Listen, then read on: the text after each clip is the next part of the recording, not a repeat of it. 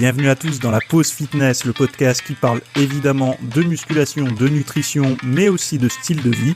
Donc si ça fait quelque temps que vous écoutez le podcast, je vous invite, si vous avez envie, de mettre un petit j'aime sur la vidéo si vous êtes sur YouTube, ou alors une petite évaluation si vous m'écoutez sur une plateforme de podcast comme iTunes, Spotify ou autre.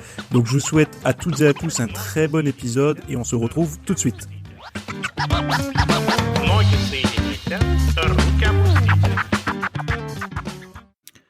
Salut à tous, j'espère que vous allez bien. Aujourd'hui, nouvel épisode. On va parler de plein de petits trucs comme d'habitude. On va essayer d'être un petit peu dans le thème avec le confinement, évidemment, pour continuer de vous donner des petites infos, des petites astuces, etc. Alors avant de commencer, vous savez le petit rituel, je vous dis ce qui est sorti ce week-end sur le site. Ce week-end sur le site est sorti un contenu spécial pour le petit déjeuner. Alors ça s'appelle petit déjeuner idéal, salé ou sucré, mais santé ou healthy ou comme vous voulez. En fait, le but de ce contenu-là, c'était de vous montrer un petit peu comment apporter le maximum d'efficacité à votre petit déjeuner. Je m'explique en deux mots. Si vous avez plutôt une matinée sédentaire et productive, on va dire par exemple étudiant, étudiante, télétravail, toutes ces choses-là, vous devez avoir un petit déjeuner qui est axé performance plutôt mentale, alors que si vous avez une matinée qui est plutôt physique, donc travail physique, bon en ce moment c'est pas trop le cas puisque personne peut sortir, mais travail physique ou sport le matin tout simplement, le petit déjeuner est également différent et il y a un petit déjeuner qui sera optimisé pour la performance physique. Donc voilà, après il y a plein de trucs, il y a qui peut sauter le petit déjeuner, comment sécher plus rapidement avec ou sans petit déjeuner, une version liquide ou solide pour le petit déjeuner, la formule qui fonctionne, quelle est l'heure idéale pour prendre son petit déjeuner, et oui, il y en a une, comment donner du goût sucré à son petit déjeuner sans édulcorant, ni sucre, etc. Après, il y a 50 petits déjeuners à travers le monde que j'ai analysés et que j'ai retravaillé pour vous donner des versions saines. C'est toute la fin de la formation, ça prend vraiment pas mal de temps. Et après, je parle rapidement aussi de la théorie de la compétition digestive entre, vous savez, les associations des aliments, etc. Voilà. Donc tout ça, c'est en ligne sur le site. Vous avez le lien en description et vous pouvez y accéder quand vous voulez. Bon, on démarre un petit peu cet épisode avec quelques petites données que j'ai trouvées qui me paraissent intéressantes. Alors le premier truc, c'était étude de l'impact des missions spatiales à longue durée sur le microbiote des astronautes. En fait, ils disent qu'ils présentent la preuve montrant que les communautés microbiennes du tractus gastro-intestinal, de la peau, du nez, de la langue changent au cours des missions spatiales. Alors ça, évidemment, mission spatiale veut dire environnement complètement différent, et donc forcément, il y a une variation au niveau du microbiote, donc des petites bactéries qui peuplent notre sphère digestive. Et c'est pas tout le monde qui va partir dans l'espace, mais moi, ce que je vois, pour faire un lien, et il faut pas faire un lien mot pour mot par rapport à eux, parce que l'environnement n'est pas du tout le même, mais on peut penser que le changement, alors là, ça c'est mon point de vue, et peut-être que ça pourra amener une piste de réflexion à pas mal de personnes. Actuellement, on est tous confinés. Et donc, pour beaucoup de personnes, l'alimentation a changé. C'est-à-dire que le fait de ne plus manger à la cafette du boulot ou au restaurant, ou de manger finalement ce qu'ils mangeaient quand ils étaient au boulot, aujourd'hui leur diète diffère. Ils sont à la maison, ils vont se cuisiner des choses, ils vont acheter peut-être des aliments qui sont différents dans le sens où ils ont peur de manquer, donc ils vont prendre plutôt, je sais pas, des produits secs, des produits en conserve, etc. Toutes ces choses-là vont indirectement avoir un impact, ou directement même, un impact sur le microbiote. Donc, c'est-à-dire les bactéries qu'on a dans le système digestif. Et ces bactéries que l'on a, la diversité du microbiote, est plutôt synonyme de bonne santé. Donc, c'est-à-dire que quand on a une bonne diversité, on a moins de dépression, moins d'anxiété, moins de problèmes de santé divers et variés, moins de surpoids également. Donc moi, ma théorie, en gros, ce serait que sorti de ce confinement, ou alors pendant, si c'est possible, peut-être essayer de se tourner vers des probiotiques, ou alors d'essayer d'avoir le maximum finalement de variabilité dans les aliments qu'on choisit quand on fait ses courses. Mais ça, c'est pas évident. Donc c'est pour ça que y a peut-être une piste avec les probiotiques et le confinement pour continuer à entretenir, on va dire, un bon microbiote intestinal. Bon, ça c'était la petite réflexion que j'ai eue par rapport à ça. Après, chacun apportera un petit peu ses idées sur le sujet. Moi, en tout cas, je pense que c'est une démarche que je vais avoir parce que je pense que au-delà de l'alimentation, il y a également l'environnement. L'environnement, quand on est confiné comme ça dans un environnement, on va dire en plus actuellement de plus en plus stérile, puisqu'on se lave les mains, etc. Il y aura... Alors, en ce moment, c'est une priorité, c'est-à-dire que quand on jauge une situation, c'est toujours bénéfice-risque. En ce moment, il y a plus de bénéfices à faire, à avoir les gestes barrières, on va dire, se laver bien les mains, etc. Mais ça a un impact quand même sur ces petites bactéries qui peuvent être profitables, on va dire, pour l'organisme. Donc, il va falloir par la suite, en sortant de cet environnement plus ou moins stérilisé, il va falloir, je pense, avoir des comportements qui vont dans le sens du rééquilibrage de toutes ces petites bactéries. Bref. On passe au deuxième sujet. Le deuxième sujet, c'est Impossible Food. Alors, Impossible Food, c'est une marque. Le roi du burger végétal confirme son hégémonie. Donc, j'avais noté, alors que l'économie mondiale tremble sous l'expansion foudroyante du coronavirus, Impossible Food continue à afficher des résultats au beau fixe portés par l'intérêt croissant pour les substituts de viande et l'éveil de la conscience écologique. Donc en fait, ça c'est une marque qui propose des steaks qui ne sont pas des steaks, qui sont faits à base de plein de choses, qu'on va voir d'ailleurs. Et alors là on parle pas de santé, on parle bien de conscience écologique et de substituts de viande, voilà. Donc moi je me suis juste intéressé à une chose, c'est pas à moi de juger ou pas, je me suis juste intéressé à une chose, c'est aux ingrédients de cette viande qui n'en est pas. Et en fait, j'ai trouvé sur leur site la liste des ingrédients pour leur substitut de viande. Nous sommes avec premier ingrédient de l'eau, ensuite concentré de protéines de soja, huile de noix de coco, huile de tournesol, arôme naturel, 2% ou moins de protéines de pommes de terre, méthylcellulose, extrait de levure, dextrose cultivée, donc du sucre, dextrose cultivé, amidon alimentaire modifié, l'hégémoglobine de soja, sel, isolate de protéines de soja, tocophérol mélangé, gluconate de zinc, chlorhydrate de thiamine, ascorbate de sodium, niacine, chlorohydrate de pyridoxine, riboflavine et vitamine B12. Et ils disent que ça contient du soja. Alors, moi, ce que je vois là, c'est que comparé à un morceau de viande, ça reste non transformé. Là, on est quand même sur un produit relativement transformé. Après, chacun a ses convictions, ses principes, etc. Moi, j'ai rien contre le régime vegan pur, un petit peu quand même, parce que je pense que au niveau santé, c'est pas optimal, ou tout du moins, c'est très compliqué d'être optimal en termes d'acides aminés, etc. Et je fais pas l'amalgame entre vegan et végétarien. Végétarien, à mon sens, est beaucoup plus cohérent. Vegan, là, je trouve que ça devient complexe, surtout pour un sportif, mais pas que. Et là, on tombe vraiment dans un petit peu la problématique du régime vegan ultra transformé.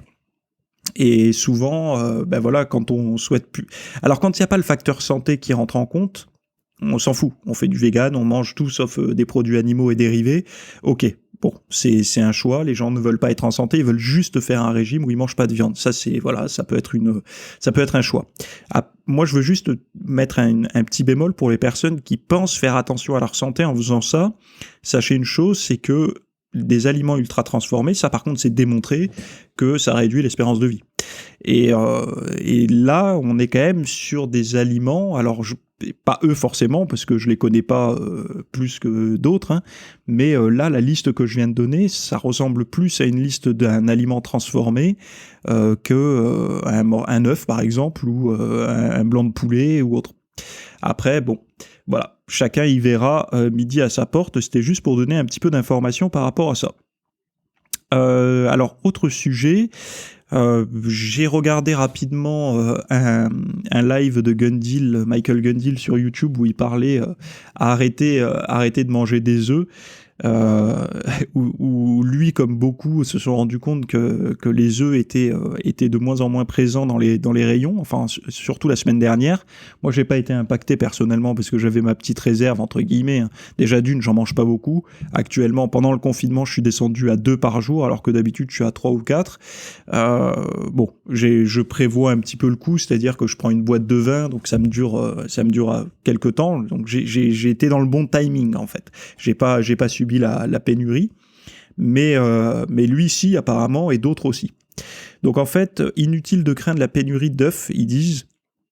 Au cours des 2 dernières semaines, les commandes d'œufs de la grande distribution ont explosé de 60%. Le CNPO, alors le CNPO, qu'est-ce que c'est ? Je vous l'ai mis, à quel endroit je vous l'ai mis d'ailleurs ? Je sais plus, mais en tout cas c'est... Alors zut, il faut que je le retrouve, parce que sinon ça va pas être intéressant pour vous.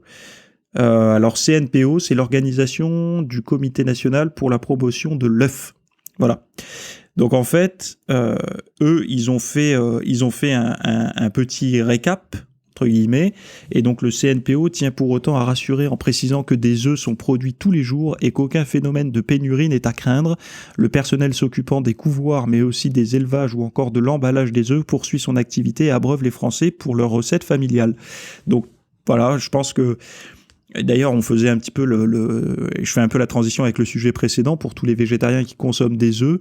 Je pense qu'ils ont dû être plus angoissés que d'autres pour avoir leur protéine animale, on va dire, tout simplement parce que eux, ils limitent plus les sources que les, comment on dit, les omnivores, les gens qui mangent de la viande et tout ça. Je pense que ça doit être comme ça qu'on dit. Donc, les végétariens ont été plus peut-être soucieux, plus anxieux de cette crainte de la pénurie. Et moi, ce qui me paraît bizarre, encore une fois, c'est que les œufs sont hyper diabolisés encore dans la tête des Français, mais finalement, c'était une croyance parce que la pénurie montre que non, finalement. Puisque si vraiment les œufs étaient diabolisés, il n'y aurait pas eu de pénurie, enfin les gens n'en auraient pas acheté. Alors que là, on se rend compte que quand même le message a dû passer à force, parce que les gens n'ont pas peur d'acheter des œufs, en tout cas de faire exploser de 60% la commande, on va dire. Donc voilà un petit peu par rapport aux œufs, si vous étiez craintif, c'est terminé, vous pouvez recommencer à vous projeter avec ça. Un autre sujet que j'ai vu, c'est... Alors j'en avais parlé dans un précédent podcast, je crois, et là je vais un petit peu peut-être me répéter, mais ce sont des choses qui... En fait, je trouve ça paradoxal.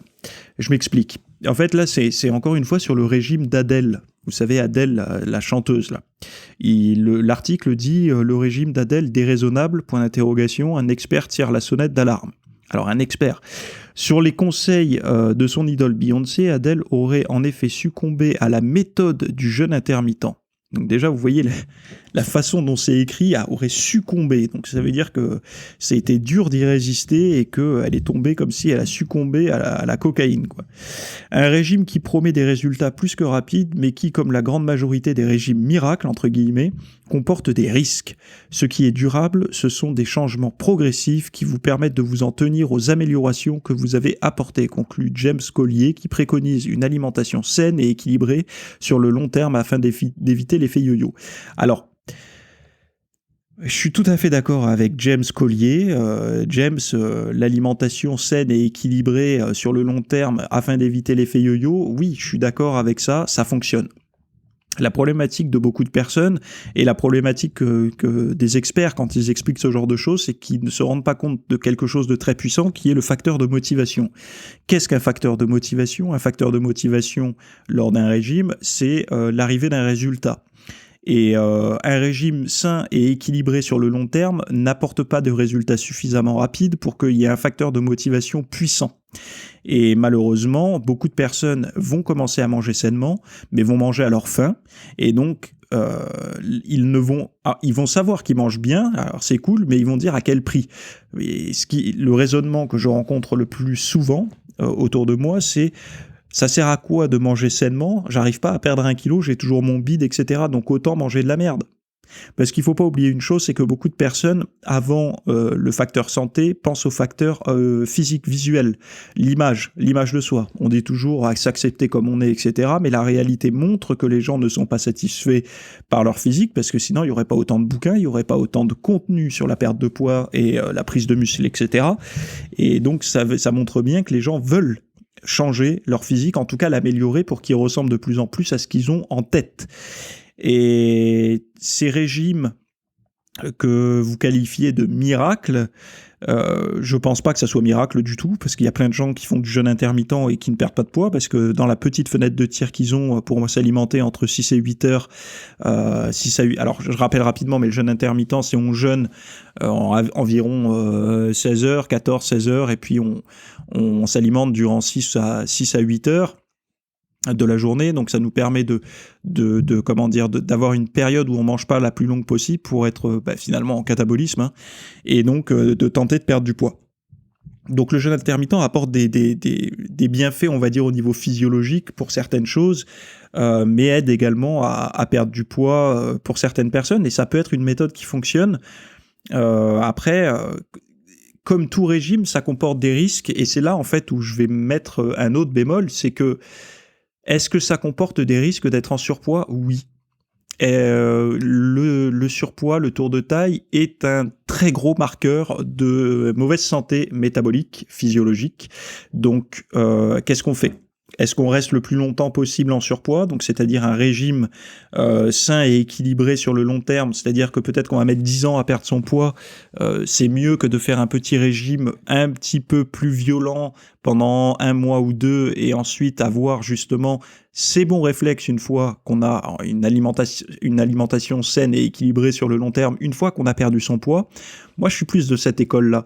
Alors pourquoi je dis ça ? Tout simplement parce que ça me concerne directement. Je vais pas vous recommander à vous qui m'écoutez de faire un régime sain et équilibré pour perdre du poids sur le long terme, alors que moi c'est pas du tout comme ça que j'ai fait. Moi j'ai fait un régime assez restrictif qui se rapprochait de la diète cétogène durant 3 mois, donc j'ai perdu beaucoup de poids.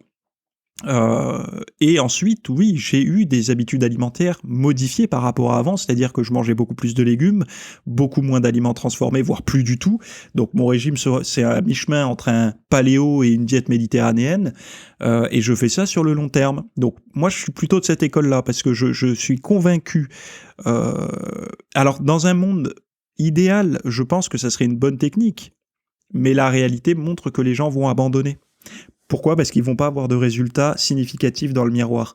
Et malheureusement, on sait très bien que les gens fonctionnent avec des résultats rapides. Et les résultats rapides, il faut en tenir compte, parce que même si c'est pas les meilleures solutions, c'est au moins une solution qui permet d'avancer.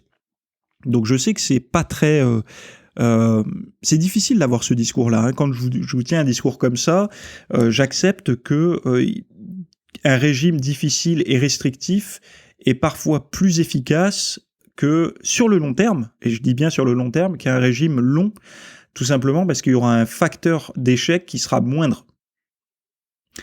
Et un régime... Alors, encore une fois, moi, quand je parle de régime restrictif, c'est un régime avec des bons aliments, mais qui est, on va dire, pauvre en énergie, de manière à utiliser les graisses de réserve. Moi, c'est comme ça que je fonctionne, et c'est comme ça que j'ai toujours fonctionné pour perdre du poids. Et je sais très bien que les régimes Alors, une personne qui ne perd pas de poids, on lui donne une alimentation saine et équilibrée. Déjà, il faudrait définir ce qui est sain et équilibré, parce qu'équilibré, équilibré dans la tête d'un médecin, nutritionniste, ça veut dire quelque chose. Mais dans la tête de n'importe qui, équilibré, ça veut dire quoi? Ça veut dire qu'il va prendre son assiette, il va mettre un tiers de légumes, un tiers de viande, un tiers de féculents. Et s'il pousse le truc un petit peu plus loin, il va mettre aussi un tiers de graisse, enfin, il va faire un quart de graisse, un quart de féculents, un quart de viande ou poisson et un quart de légumes. Ça voudrait dire qu'on veut tout équilibrer, même le sucre et tout. C'est complexe, en fait. Il faut que les gens ne comprennent pas ça. Et moi, je pense que ce genre de régime, il peut marcher si la personne est vraiment n'est pas dans une optique de perdre du poids, mais dans une optique d'améliorer sa santé. Donc, elle va commencer à manger plus sainement. Plus elle vient de loin, donc c'est-à-dire que plus elle mange mal, plus elle mange des aliments transformés, etc., plus elle aura de chance avec une alimentation saine de perdre du poids. Pourquoi? Parce que le régime va être plus fibreux et donc du coup, alors il y aura peut-être plus de viande maigre, etc. aussi, mais il va être beaucoup plus fibreux. Donc il y aura un facteur qui va couper l'appétit plus longuement, plus riche en eau également, puisque les aliments transformés, souvent c'est les aliments secs, etc. Donc il y aura ces effets-là sur la satiété. Après, tous les micronutriments présents dans l'alimentation saine vont créer moins de demandes par le cerveau, etc., par les organes. Il ne faut pas oublier que la faim est signalée par des hormones, mais aussi par des carences en micronutriments. Une diète, on va dire, occidentale, bien transformée et souvent pauvre en micronutriments, donc toutes les vitamines, les minéraux, oligo-éléments et tout ça, alors qu'une diète saine, donc c'est-à-dire, pour moi, une diète saine, c'est quoi?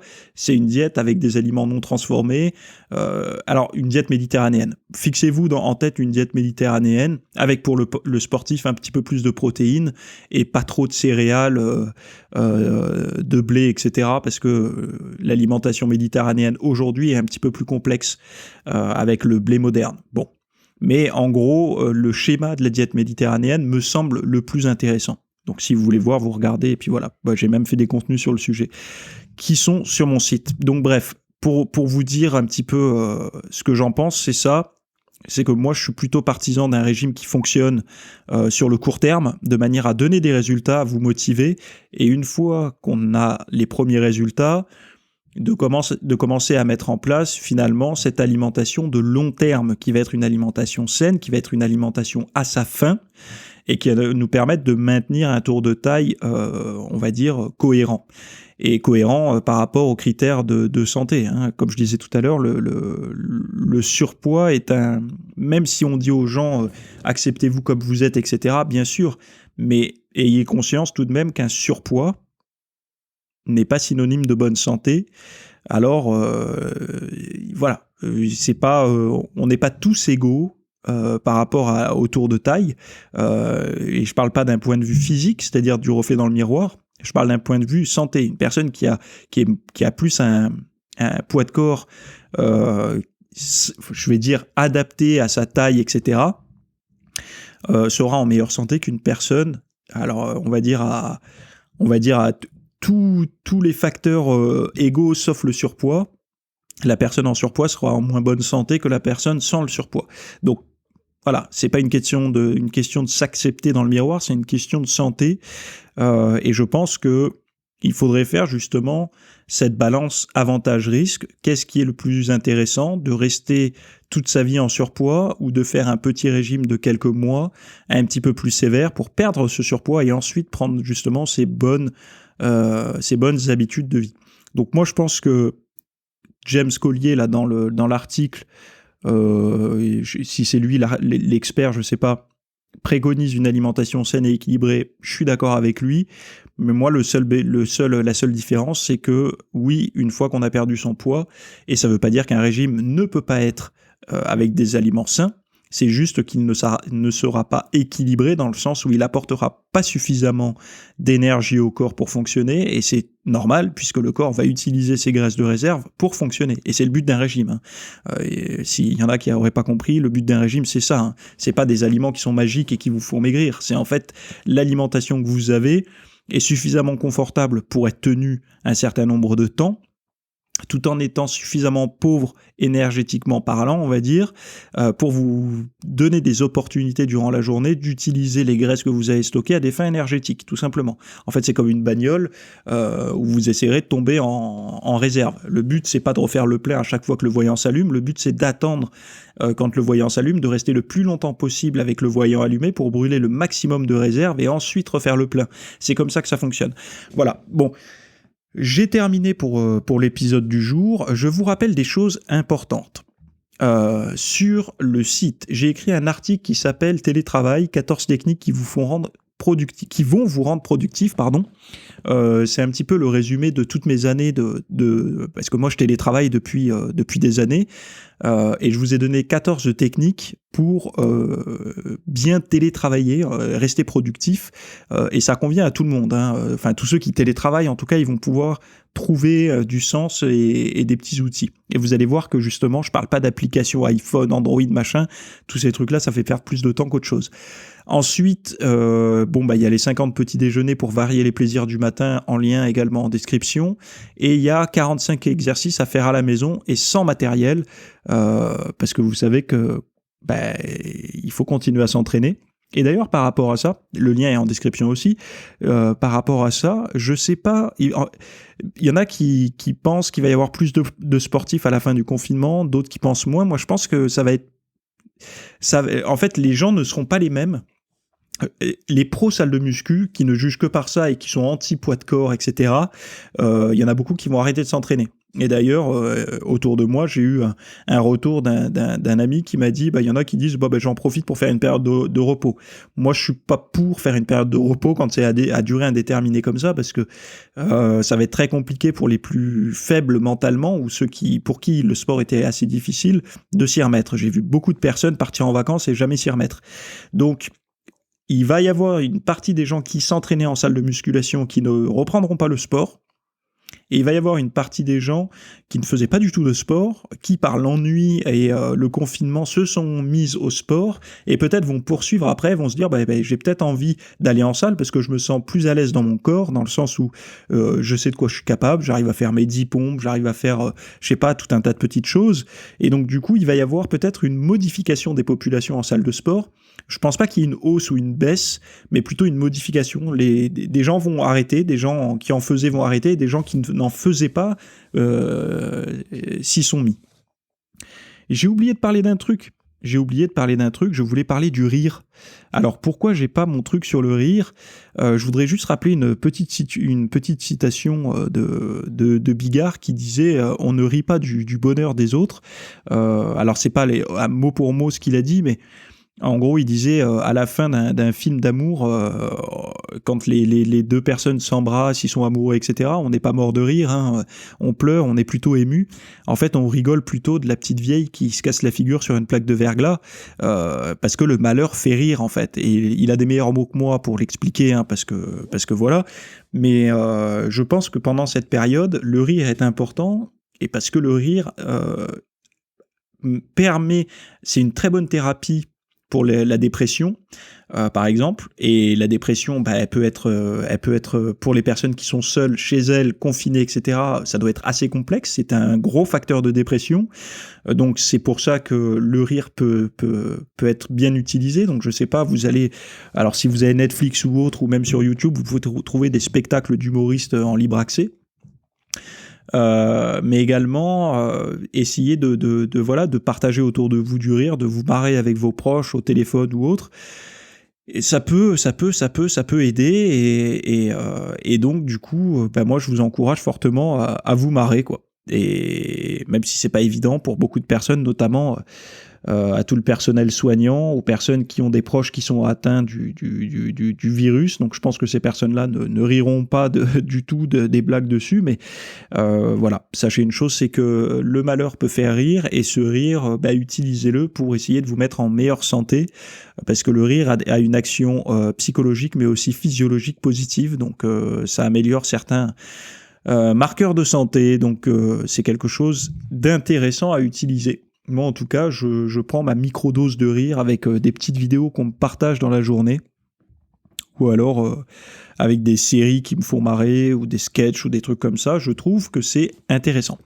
Bon bref, voilà, tous les liens que j'ai cités dans le podcast sont disponibles en description, et on se retrouve la semaine prochaine pour le prochain épisode. Salut. Faut mettre des gants, faut mettre des gants, faut pas se toucher, faut pas s'embrasser, faut mettre des gants. Il y a plein de façons de se saluer, avec le coude, avec le pied. Le mieux, crois-moi, reste chez toi, c'est plus prudent.